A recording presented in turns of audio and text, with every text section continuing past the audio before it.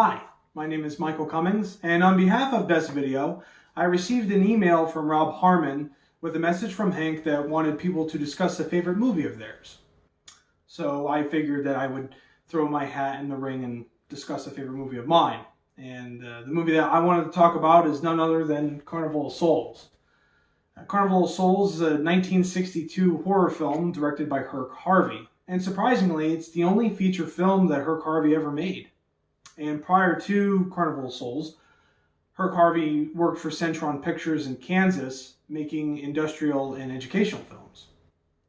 And the inspiration for this film was while Herk was on vacation in Utah, he discovered this abandoned building, this abandoned structure way off in the distance, and was intrigued by it. And upon further investigation, he discovered the building was Saltaire, which was this old dance hall, this old pavilion that was one of the largest dance hall pavilions in the United States at that time. And it also had a carnival in there at one point.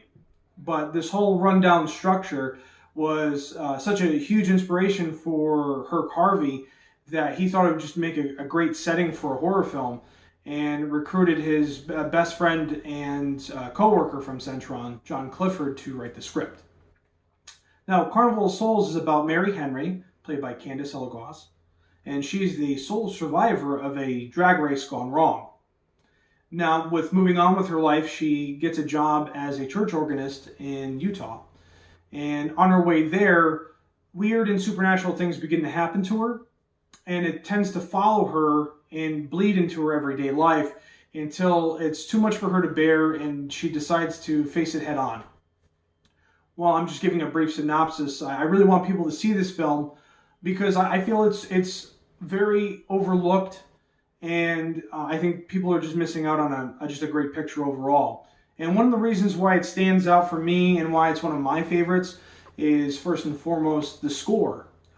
The score is performed by Gene Moore, and I think it's one of the only scores I can really think of that is only done by organ music. Now, it kind of plays twofold.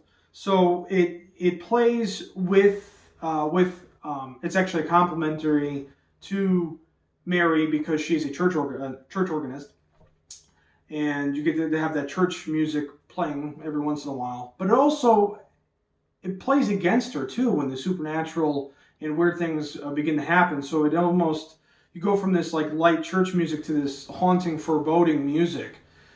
And I think that score is really, really standout. And one of my favorite things about it that keeps me coming back to this picture. And it's almost like a character in itself. So it's very kind of like a trickster, I feel like. The second thing, what stands out to me about this picture is Candice Elagos as Mary Henry. I just love her performance in this film. She carries this picture with ease, and she provides these haunted expressions that, like the music, really stick out and really stay with you. And I think she actually provides one of the few performances in lower budget B cinema that is really top notch. And I really keep coming back to this film because of her performance too. And lastly, Herk Harvey's dreamlike film structure, the way that he creates this film, the quality that he comes up with this as far as dreamlike is really stand out too, and it complements the score. So you have just this creepy dreamlike atmospheric shots, and it complement with the music. And I think it just provides such a unique experience that I don't think anyone else has really seen before or has replicated afterwards. And surprisingly, this movie influenced a lot of famous directors, such as David Lynch and the late George A. Romero.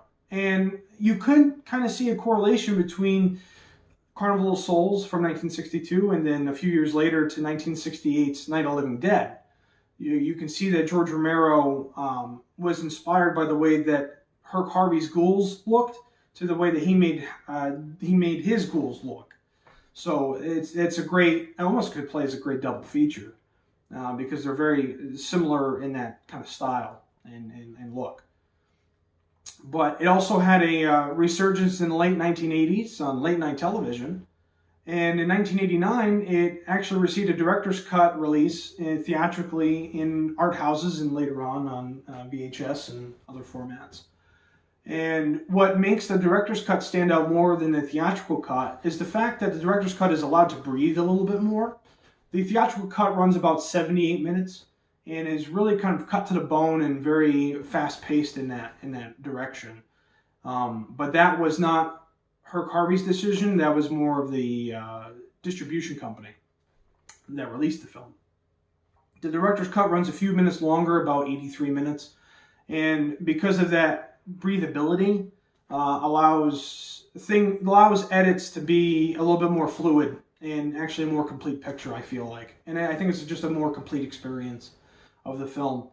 And again, I keep going back to the director's cut numerous times over the theatrical cut because of just some of the expressions that Candice Illegos has in there and just the overall feeling of the film. And it almost kind of plays like a Lost Twilight Zone episode. I know Roger Ebert had said that, and I do agree with him that it could play that way. So I hope everyone enjoyed me talking for the last few minutes, and I hope you enjoyed this recommendation of a favorite movie of mine. I appreciate everyone's time. I hope everyone stays safe and stays healthy, and I hope to see everyone back at Best Video soon. Take care.